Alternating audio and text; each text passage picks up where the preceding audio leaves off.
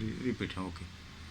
आज 22 अप्रैल 2022 बहुजन आंदोलन से जुड़े हमारे बड़े भाई आदरणीय मनोहर जी आटे, इनका 10वां स्मृति दिन है।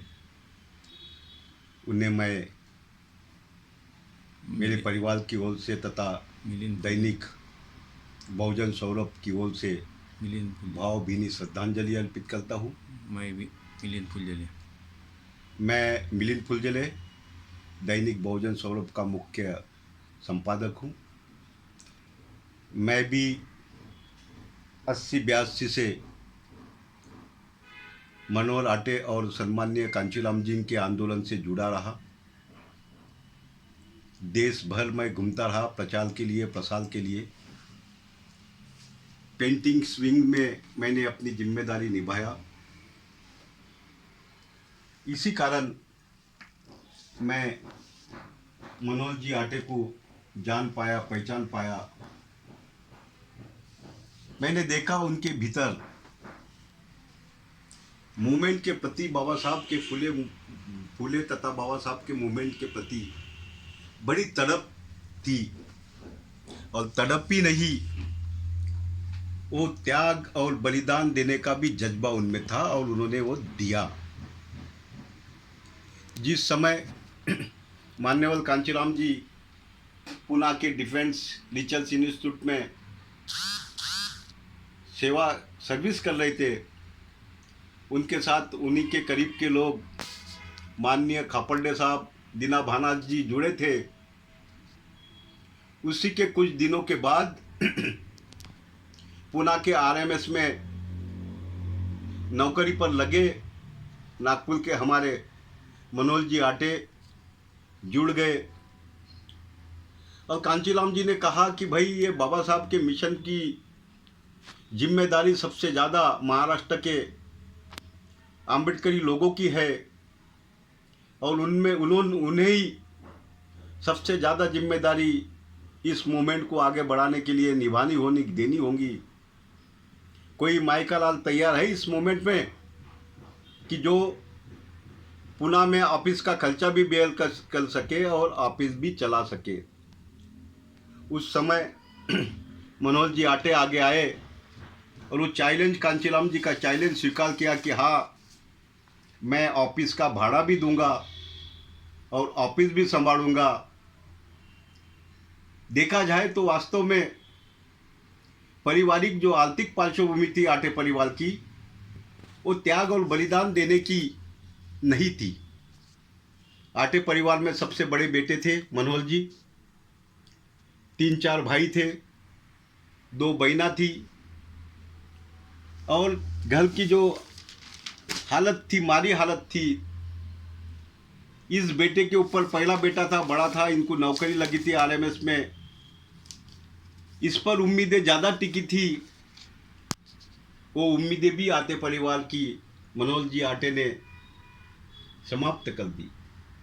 जो त्याग और बलिदान, त्याग और बलिदान की बात मान्यवर कांचीराम जी ने की थी कि मेरा सारा जीवन मैं बहुजन मूवमेंट को, फूले आम्बेडकरी मूवमेंट को समर्पित कर रहा हूँ। मैं अपने घर से, कोई परिवार से कोई रिश्ता नाता नहीं रखूँगा।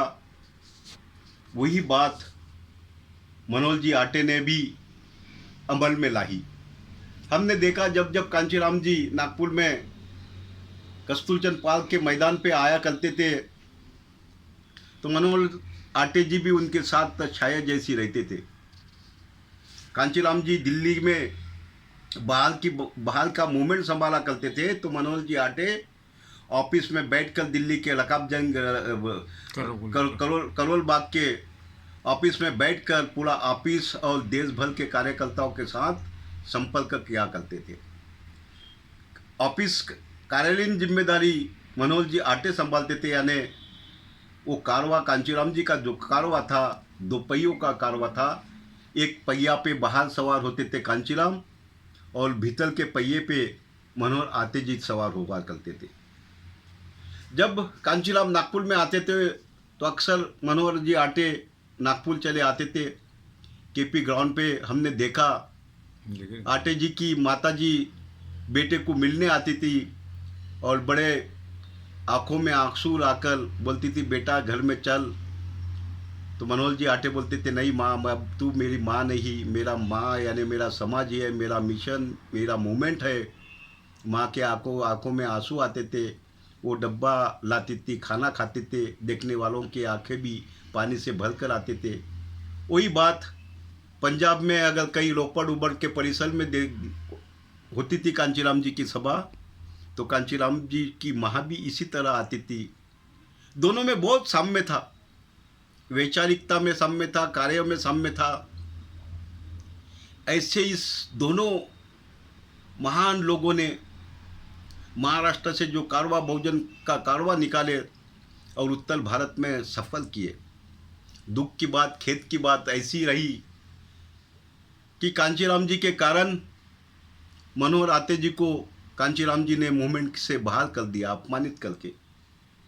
मनोहर आटे जी भी बड़े स्वाभिमानी थे, वे भी मुंह तोड़ जवाब कांचीराम जी को और मायावती को देकर बाहर निकले। एक अच्छे कार्यकर्ता का, एक नेता की इस प्रकार नेतृत्व की आत्महत्या हो गई। कदाचित मनोहर जी आटे कांचीराम जी के साथ शैडो के साथ रहते थे और आगे रहा करते थे, तो कांचीराम जी का असमय मृत्यु कदापि नहीं हुआ होता। क्या बात है। कांचीराम जी को वो बात जीवन में कुर्बानी देकर भोगनी पड़ी। उनकी मौत कैसी हो गई दुनिया जानती है, हम भी बयान नहीं करना चाहते हैं। उनकी मौत नेचुरल बताई गई, मगर एक उनके मौत के पीछे में एक षड्यंत्र था। वो षड्यंत्र किसने किया ये सब जानते हैं। उसी तरह उभरते हुए एक नेतृत्व की भी मौत हमने मनोहर आटे जी के रूप में गई। उनकी मौत हमें बहुत ही वेदना पीड़ा देती है। जो व्यक्ति अपने परिवार की परवाह नहीं करता और मूवमेंट के लिए अपना जीवन बिछा देता है, निछोड़ कर देता है, वो आदमी मूवमेंट से बाहर हो जाने के बाद उसकी जो तड़प थी, जो वेदनाएं थी, वो वेदना बहुत ही भयानक थी। कहा जाता है कि कैंसर के पेशेंट को बहुत वेदनाएं होती है। हमने उससे भी ज़्यादा वो वेदनाएं मनोहर आटे जी के चेहरे पे देखी, व्यवहार में देखी, मगर उसके ऊपर उपाय नहीं था। कैंसर के बीमारी के ऊपर कुछ तो भी दवा होती है वेदनाओं को कम करने की, मगर वो ऐसा कोई उपाय मनोहर आटे जी के वेदनाओं को कम करने के लिए नहीं था। वो आदमी जिस शान से मूवमेंट में काम किया, मगर उनका अंत बहुत ही वेदनादायी हुआ, जिसके कारण समाज में हमारे जैसे कार्यकर्ता में निराशा आ सकती थी। खैर वो बात अलग है। मनोहर आटे जी का कार्य इस बहुजन आंदोलन को उत्तर भारत में ले जाने में बहुत बड़ा अहम रोल रहा। वे अच्छे साहित्यिक थे, भावनाशील और सदैव व्यापक कवि थे, अच्छे लेखक थे, अच्छे वक्ता भी थे। बाबा साहब आम्बेडकर के फुले के विचारों के भाष्यकार कहा जाए उसे तो कोई गैर नहीं होगा। जो फुले और बाबा साहब की बात लोगों तक जो खूबी के साथ और बहुत ही सहज शब्दों में जो बताया करते थे, लोग मैग्नेट हो जाते थे मूवमेंट के लिए। वो ऐसा हमारा एक बड़ा भाई हमारे से निकल गया। आज उनकी 10वीं बरसी है। मैं उनके स्मृति में मिलिंद फुलझेले, उनके परिवार तथा दैनिक बहुजन सौरभ परिवार की ओर से मैं विनम्र अभिवादन करता हूँ। जय हिंद।